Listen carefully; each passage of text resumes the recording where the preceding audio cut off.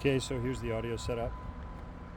One mic going into the engine compartment, and one on the door here, right by the exhaust tip. And then go inside here. You can see the preamp for the mic. I'm in two separate channels. It's kind of cool.